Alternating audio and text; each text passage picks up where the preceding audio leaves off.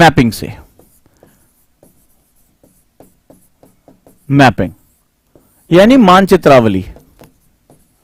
मानचित्रावली। अब ये मानचित्रावली क्या है, क्या काम करेगी? मानचित्रावली बेसिकली 4 सब्जेक्ट्स के लिए बहुत इंपॉर्टेंट होती है। Can I understand my geography, in fact human geography, मानव भूगोल। क्या मैं इन्वायरमेंट के भी आज के मुद्दे, बहुत से मुद्दे हैं, क्योंकि इन्वायरमेंट आज की डेट में सिर्फ ज्योग्राफी का पार्ट नहीं रह गया, इन्वायरमेंट आज पॉलिटिक्स का पार्ट है। COP26 में देखिए क्या हुआ, आज पूरे दुनिया भर के राजनीतिक दल जुड़े, इतना जो है प्लस माइनस कितना कुछ चला। आज ये बहुत बड़ा इन्वायरमेंटल डिप्लोमेसी एक वर्ड है, एक बहुत बड़ा हिस्सा है जो विश्व राजनीति और भू राजनीति का एक बहुत बड़ा हिस्सा बनता चला जा रहा है। इसके बाद थर्ड वन जो है वो आर्ट एंड कल्चर, जैसा मैंने अभी बताया, और हिस्ट्री। हिस्ट्री में बहुत से ऐसी घटनाएं होती हैं जिनको जोड़ना हमारे लिए बहुत ही ज्यादा जरूरी है, राइट। तो ये अगर हम शुरुआती दौर में यानी कि सब्जेक्ट में एंटर होने से पहले अगर हम थोड़ा सा मैपिंग करते हैं और हम मैपिंग के फंडामेंटल समझ लेते हैं, जैसे मैंने आपसे कहा, कई मैंने बच्चों से बात किया, आपको बहुत आराम से पता होगा हड़प्पा कल्चर, बहुत आराम से आपको पता होगा, ठीक है, और आप याद भी कर लेते हो लोथल में क्या मिला, जो है मोहनजोदाड़ो में क्या मिला, XYZ। लेकिन अगर मैं तुमसे पूछूं कि उसकी जो ज्योग्राफिकल स्थिति थी वो क्या थी, वो किस रूप में थी और वही क्यों थी, और भूगोल ने इस इतिहास को रचने में क्या मदद किया, ठीक है, भूगोल ने इस इतिहास को रचने में क्या मदद किया, किस रूप में जो विभाजन हुआ वो किस रूप में हुआ, कहां पर उसका जो हमें प्रत्यक्ष मिलता है, और किस रूप में संस्कृतियों का विस्तार होता है। अगर मैं तुमसे बात करूं छोटे छोटे शब्दों के बारे में, इतिहास के किस रूप में रजवाड़े आगे बढ़े, डायनेस्टीज आगे बढ़ी, जो है महाजनपद आगे बढ़े, तो बहुत आपको कई बार क्या होता है कि आप फैक्ट के रूप में याद करते हैं। ये इस दौरान भी मैंने देखा कि बहुत मेहनत करने के बावजूद कुछ बच्चों को याद करने में दिक्कत हुई। लेकिन अगर मैं ये महत्वपूर्ण घटनाक्रम यानी इस तरह होने वाले विस्तारों को अगर मैं विजुअलाइजेशन मैप के माध्यम से समझ जाऊं तो मेरे लिए चीजें कितनी आसान हो जाएंगी, कितनी आसानी से मैं इन चीजों को समझ पाऊंगा कि हां ये हिस्ट्री में ऐसा हुआ। फिर जब मैं क्लास पढ़ाने आऊंगा तो इससे आपकी जो अंडरस्टैंडिंग है वो कई गुना बढ़ जाएगी। आप समझ पाएंगे कि सर किस चीज के बारे में बात कर रहे हैं, जलवायु के विभाजन क्या है, मिट्टियों के विभाजन क्या है, जनजातीय मानव विभाजन हमें किस रूप में देखने को मिल रहा है, इतिहास में किस तरह से हम प्रागैतिहासिक काल से लेकर, एंशिएंट टाइम से लेकर, हड़प्पन कल्चर से लेकर आज वर्तमान समय में हम इतना कुछ जो विस्तार करते चले जा रहे हैं। इसके माध्यम से आपका जो विजुअलाइजेशन इंपैक्ट है वो कई गुना बढ़ जाएगा। सबसे बड़ी बात होगी आपको जो एक जिसे कहते हैं जर्नी ऑफ द सब्जेक्ट यानी विषय की यात्रा बहुत आसानी से आपको समझ में आनी शुरू हो जाएगी। ये मैं पिछले कुछ समय से लगातार महसूस कर रहा था कि इन बच्चों को इस तरह से ये चीज दी जानी चाहिए, और इस बार इनोवेशन के रूप में मैं इसको लेकर आ रहा हूं। हालांकि ये सबके लिए बहुत जरूरी है, हम बहुत फैक्ट याद करते हैं लेकिन हम उसको विजुअलाइज नहीं कर पाते। सो इस तरह से हम लोग यहां पर लगातार आपके साथ जुड़कर एक मैपिंग का मैं शुरुआती दौर में कम से कम 6-7 क्लास का बेस बनाऊंगा। आपको आप मैप देखेंगे और साथ ही साथ कुछ नए नए शब्दों के बारे में आप परिचित होंगे। ये नए शब्द आपको जो कॉन्सेप्ट कई बार पढ़ाते समय छूट जाते हैं, वो नहीं कवर अप होते हैं, उनको न सिर्फ आप कवर करेंगे, बहुत इंपॉर्टेंट होते हैं, और साथ ही साथ जो है वो आप इसको समझ पाएंगे। जैसे मैं एक छोटा सा एग्जांपल लेता हूं आपसे, नालंदा। नालंदा के बारे में आपने बहुत सुना होगा, सभी लोग जानते होंगे, लेकिन क्या आप नालंदा की मैप पे लोकेशन बता सकते हैं? क्या कारण है कि वहां आक्रमण हुआ? आक्रमण करने वाले का रूट क्या रहा? क्या आप बता सकते हैं भारत में बोलने जाने वाली मुख्य रूप से संस्कृत भाषा और अंत में चलकर मराठी या तमाम भाषाएं इसी से निकली हैं? मुझे बता सकते हैं कि ऑस्ट्रिया रीजन से आने वाली भाषाओं का जो विस्तार है वो कैसे रहा? तो क्या आप वो मैप देख सकते हैं? अगर आप जाते हैं मॉडर्न इंडिया में तो आप स्लेव ट्रेड के बारे में पढ़ते हैं, यानी कि जो है वो व्यापार के बारे में, किस तरह से जो है वो दास किया गया। आपको याद होगा कि भाई जो कंपनीज आई थी, चाहे डच हो चाहे पुर्तगीज हो, ये क्या हुआ, लोगों को जो अश्वेत लोग हैं इनको जो है दास के रूप में लेकर। लेकिन तुम्हें स्लेव ट्रेड का बेसिक फंडामेंटल पता है कि वो स्लेव ट्रेड का रूट क्या था, कहां से वो आए और कहां गए, फिर उनका किस रूप में इस्तेमाल किया गया। तो जब आप इसको देखते हैं तो आपको इतिहास की समझ, भूगोल की समझ, आर्ट एंड कल्चर की समझ लगातार बढ़ती चली जाती है। यहीं पर यह चीज क्यों हुई, इसकी आपकी अंडरस्टैंडिंग बढ़ जाती है। इससे जो सबसे इंपॉर्टेंट होता है वो होता है आप आगे चलकर जब टीचर इसमें प्रवेश करता है तो आपकी अंडरस्टैंडिंग कई गुना बढ़ जाती है, क्योंकि आपको सारी चीजें विजुअलाइज हो चुकी हैं। हालांकि मैंने बहुत कोशिश की और एनसीईआरटी बैच में मैंने ढेर सारे मैप्स का इस्तेमाल किया, लेकिन इस बार मैं मैप का पोर्शन, स्पेशली इन चारों मैप का पोर्शन बिल्कुल अलग करता जा रहा हूं।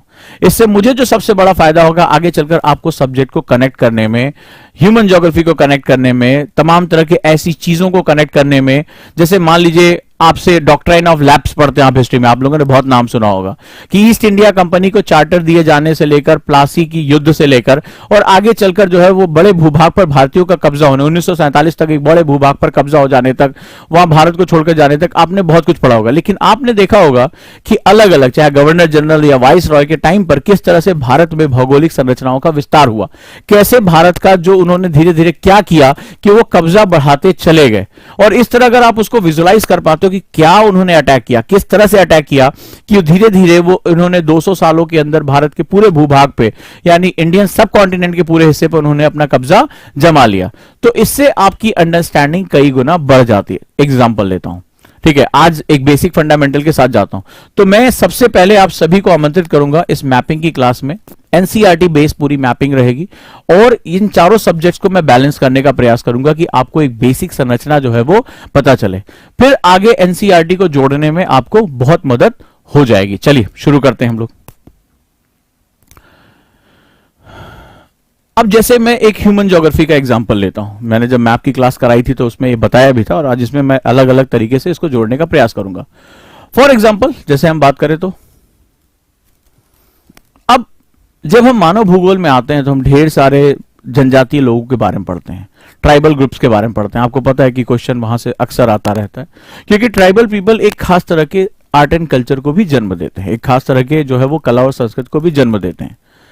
अब अगर मैं भारत में पाई जाने वाली उन जनजातियों को अगर मैप करना शुरू करूं, उनके बारे में बात करना शुरू करूं, उनके आर्ट एंड कल्चर से आपको जोड़ सकूं, तो आपको विजुअलाइजेशन करने में बहुत आसानी होगी। साथ ही साथ इसमें जो कुछ नया आया है उसको भी हम समझ सके। जैसे लद्दाख क्षेत्र में जाते हैं और हम एक ऐसी जनजाति के बारे में बात करते हैं जो चांगथांग में रहता है और ये कैसी है, ट्राइबल कम्युनिटी, खाना बदोश जनजाति। अगर कोई मेरा पुराना स्टूडेंट एनसीईआरटी का इसमें होगा तो जो ट्राइबल कम्युनिटीज के साथ साथ जो खाना बदोश यानी नोमैडिक हैं ये सारे के सारे।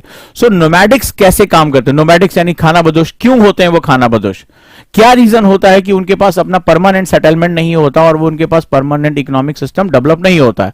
तो आज वो समझ गए होंगे कि मैंने इस शब्द के बारे में बताया था। तो बेसिकली इससे आपको क्या हुआ कि आपने एक ही जगह पर वो सारा का सारा सिस्टम देख लिया, कौन कौन से सेगमेंट है। आप अरुणाचल प्रदेश में जाते हैं और एक ऐसे जनजाति ऐसे ट्राइबल कम्युनिटी के बारे में जानते हैं जो मोन्यूल क्षेत्र में, एक पहाड़ी क्षेत्र में जो चीन के साथ लगने वाली सीमा है वहां पर वो अपना निवास करता है। इसी तरह अगर हम बात करें, ठीक है, एक अब उड़ीसा में जाते हैं और उड़ीसा में एक सपेरा, ठीक है, स्नेक चार्मर्स, एक ऐसा खाना बदोश, ये भी जो है वो लगातार नोमैडिक्स हैं, चलते रहते हैं। और 2015 में जिनको अनुसूचित जाति, ठीक है, अनुसूचित जाति शेड्यूल्ड कास्ट में इनको जो है जोड़ा गया है और यहां पर ये बेसिकली जो है वो बहुत पुराना एक समुदाय है जिनका स्नेक चार्मिंग का एक बहुत बड़ा आर्ट है, सांप पकड़ने के विशेषज्ञ के रूप में ये जाने जाते हैं। क्लियर है। इसी तरह अगर मध्य प्रदेश में चलते हैं तो बैगा जनजातियों का प्राकृतिक आवास रहा राष्ट्रीय पार्क, वो नेशनल पार्क जहां पर एक खास तरह की जनजाति रहती है जो संरक्षित है, वो बैगा जनजाति। तो वो जगह कौन सी है और उसके बारे में हम क्या ले सकते हैं बात। मणिपुर की अगर हम बात करें तो यहां पर ऐसी आदिवासी बस्तियां जो पैती, हमार और गंगते, पैती, हमार और गंगते जनजातियां कहां पर रहती हैं, इनकी क्या खास बात है, ठीक है। तो मेरी क्लास हिंदी और इंग्लिश दोनों में होती है, राइट, इसमें टेंशन लेने की जरूरत नहीं है, हिंदी और इंग्लिश बोथ। अगर मैं साउथ में आता हूं केरल में तो एक आदिवासी जनजाति रहती कुमली। अब आपको यह पता चल जाएगा कि ये बेसिकली कहां रह रही, इनकी क्या खास बात है, इनका कल्चरल सेटअप क्या है, ये किस तरह के नृत्य, किस तरह का आर्ट एंड कल्चर ये अपने साथ कैरी करते हैं। यहीं केरल में अगर हम बात करें तो मुथुवन, ठीक है, एक ऐसी ट्राइब जिसका नाम मुथुवन है और वो बेसिकली जो हमारे वाइल्ड लाइफ सेंचुरीज हैं, जो वन्यजीव अभयारण्य है वहां रहती हैं। तो इनका क्या, ये पूरे ज्योग्राफी का हिस्सा है जिसको आप विजुलाइज करते हुए इसको देख सकते हैं। गांधीनगर की बात करें गुजरात के आसपास की, तो एक खास तौर पे एक जो है वो चरवाहा समुदाय है, एक हर्डर है यहाँ पे जो बेसिकली कहां पर बन्नी घास भूमियां। तो अगर मैं तुमसे पूछूं कि बन्नी ग्रासलैंड्स, ये ग्रासलैंड्स हैं, एक खास तरह का क्लाइमेटिक सेगमेंट्स होता है, वो कहां पाया जाता है और ये चरवाहा समुदाय कहां रहता है। तो ज्योग्राफी पढ़ने का एक तरीका आपके पास ये भी है कि आप मैपिंग के माध्यम से ज्योग्राफी पढ़ सकते हैं। फॉर एग्जाम्पल मैं हिस्ट्री की बात करता हूं, अब मैं हिस्ट्री के बारे में बात कर रहा हूं और कल मैं यहां पर आपको इसके बारे में एक डिस्कस करना शुरू करूंगा। आपने बहुत सी चीजों के बारे में सुना होगा, फॉर एग्जांपल सुवर्ण रेखा नदी हो गई, हमने इतिहास में ये चीज देखते हैं हम बार बार कि नदियों के आसपास हमारी मानव बस्तियां बसती हैं, हमारा कल्चरल सेटअप होता है, हमारे सांस्कृतिक, हमारे कल्चरल, हमारे व्यावसायिक जो हमारे सेगमेंट्स है वो यहां पर हमारे डेवलप होते चले जाते हैं। आपने बादामी का नाम सुना होगा, आपने हिस्ट्री में बहुत बार बार इसका नाम सुना होगा। क्या खास बात है इसकी? ठीक है, आपने बड़ौदा का नाम सुना होगा, आपने तमाम जो है और काली सिंध के आसपास का जो बेस नगर का इलाका विदिशा का नाम आपने सुना होगा। खासियत क्या होती है इनकी? नदियों के किनारे ये नगर क्यों रहे हमारे, इनका महत्व क्या है हमारे जीवन में? तो इसके माध्यम से हम लोग जो है art and culture, geography, human geography, इन सबको हम एनवायरमेंट, इन सबको लगातार जोड़ सकते हैं। राइट, जैसे बन्नी घास भूमियों के बारे में बात करें तो ह्यूमन इंटरवेंशन की वजह से हम ज्योग्राफी पढ़ रहे हैं, लेकिन मानव की जो है बसावट की वजह से खेत बनाए जा रहे हैं और वनों को काटा जा रहा है। नतीजा हो रहा है कि बन्नी घास भूमियों को लगातार बहुत नुकसान हो रहा है। तो गुजरात में उन बन्नी घास भूमियों के नुकसान होने की वजह से, उस क्षेत्र में मानव के प्रवेश होने की वजह से जो यहाँ की जो बेसिक जनजाति है उनका भी आवास क्या हो रहा है, नष्ट होता चला जा रहा है। इसकी वजह से आप लगातार जो है वो एक पॉइंट से दूसरे पॉइंट में इंटर करते चले जा रहे हैं। यही इस समय जो सबके लिए शुरुआती मेरी क्लास होगी वो इसी तरह की क्लास होगी, जहां पर मैं आपको मैपिंग जो है दूंगा, मैपिंग से लिंक करूंगा, आपको पूरी जर्नी यानी एनवायरमेंट की जर्नी, ज्योग्राफी की journey, human geographic journey, art and culture और हिस्ट्री, ये सब एक साथ कनेक्ट होती चली जाएगी। सब्जेक्ट को आप कनेक्ट करना सीख जाएंगे और आप एक पॉइंट से दूसरे पॉइंट पर एंटर कर जाएंगे। ठीक है, तो अब इस तरह से क्या होगा, आपको एक बहुत लार्जर डायमेंशन में, इसके बाद जब हम एनसीईआरटी में एंटर करेंगे तो वहां आपको लार्जर डायमेंशन में आपको इसके बारे में पता चलना शुरू हो जाएगा। जैसे हेमलता ने लिखा है, सर स्नेक वाला क्वेश्चन केबीसी में आया था। बहुत बहुत धन्यवाद।